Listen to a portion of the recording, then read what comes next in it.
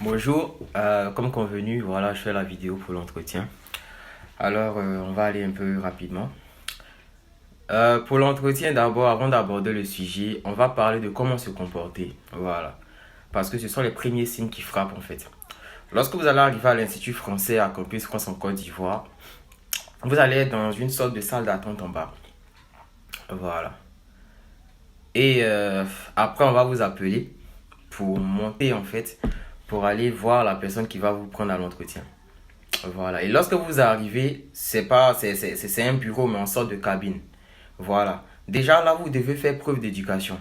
Parce que vous allez arriver dans le bureau de quelqu'un, vous n'allez pas rentrer comme vous voulez, c'est pas votre salon.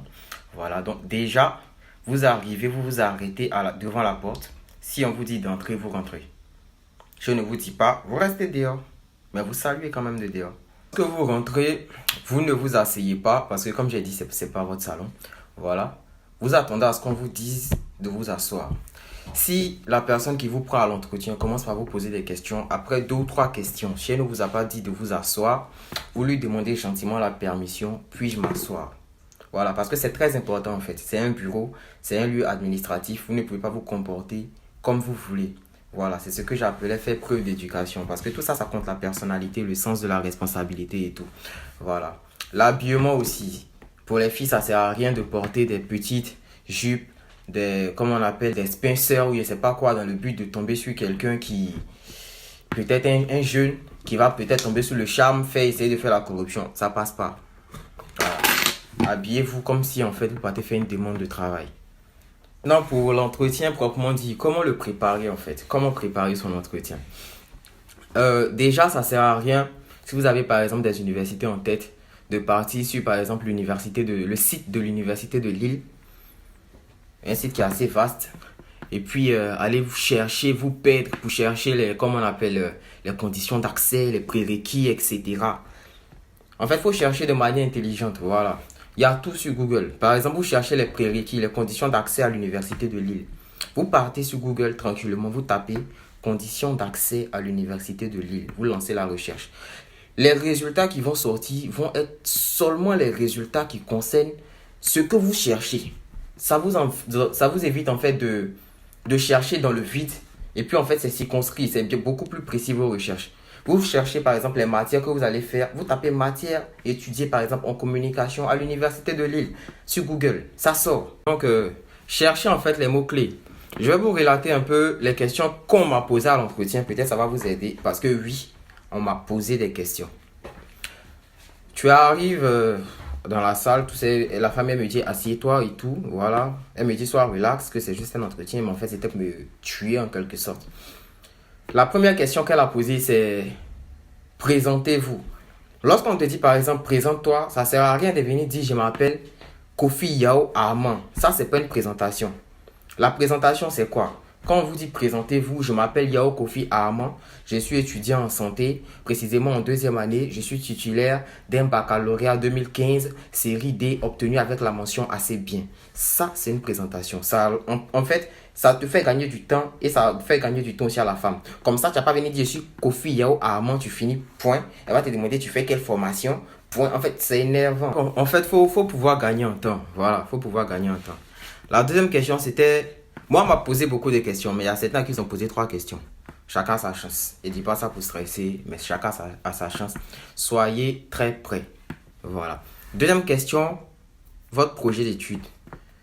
Souvent, on dit projet d'études, c'est la filière que tu veux faire. Oui, c'est la filière que tu veux faire, mais c'est pas totalement ça en fait. Tu n'as pas venu dire que ton projet d'études, c'est communication. Et puis c'est fini. Non. La communication, c'est pas un projet d'études, c'est une filière. Un projet d'études, c'est quelque chose qui se fait étape par étape, quelque chose qui a été préparé pour aboutir à un but. Tu fais la communication, pourquoi? Tu veux sortir peut-être journaliste. Donc, comment tu fais? Tu vas dire, par exemple, mon projet d'études, c'est d'intégrer la faculté de communication de l'université de Lille, par exemple. J'ai pour but d'obtenir ma licence en communication, ensuite me rediriger dans un master spécialité journalisme et communication, et après l'obtention du master, je compte continuer un doctorat en temps dans le but de devenir journaliste. Là, mais tu n'as même pas posé ton projet professionnel, mais tu as atterri à là. Ça fait gagner en temps. Après le projet professionnel, moi, elle m'a demandé... parce que moi, je fais la santé. Elle m'a demandé, c'est quoi l'actualité en médecine? Voilà. Moi, on m'a posé ça. Donc, déjà, vous, dans vos filières, commencez à chercher. Et moi, j'ai répondu. Si je n'avais pas cherché, je n'allais pas pouvoir répondre. Ça fait gagner des points. L'actualité en médecine, c'est quoi? J'ai répondu.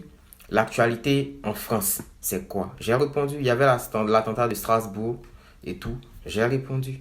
C'est-à-dire que j'avais tellement fait mes recherches que même si elle me posait le nom du maire des villes que j'avais choisies, j'allais répondre à tout. Parce que j'étais prêt. Il faut être prêt pour toute éventualité.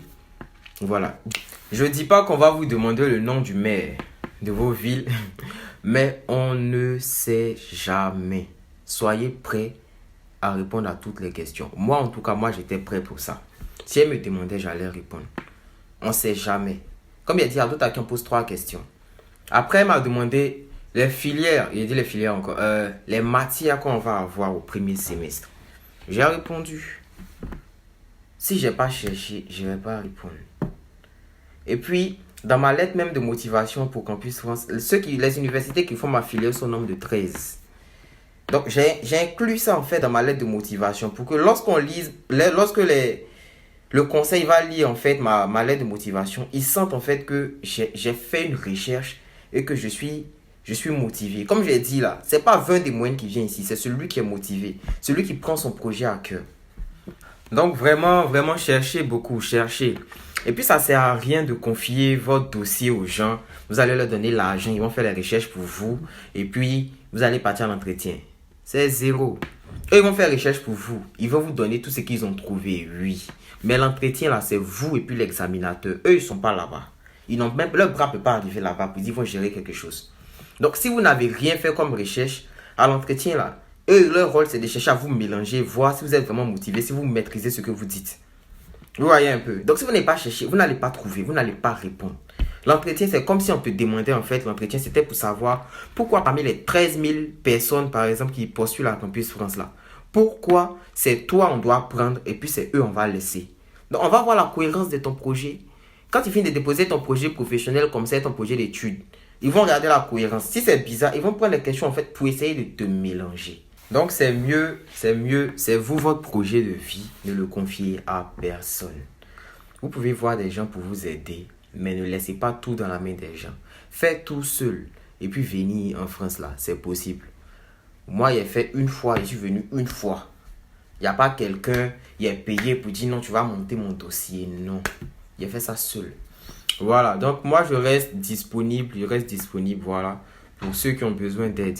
Si vous avez des questions que je n'ai pas abordées dans la vidéo, parce que je ne veux pas être trop long, que je n'ai pas abordées dans la vidéo, vous mettez juste les questions en commentaire. Voilà.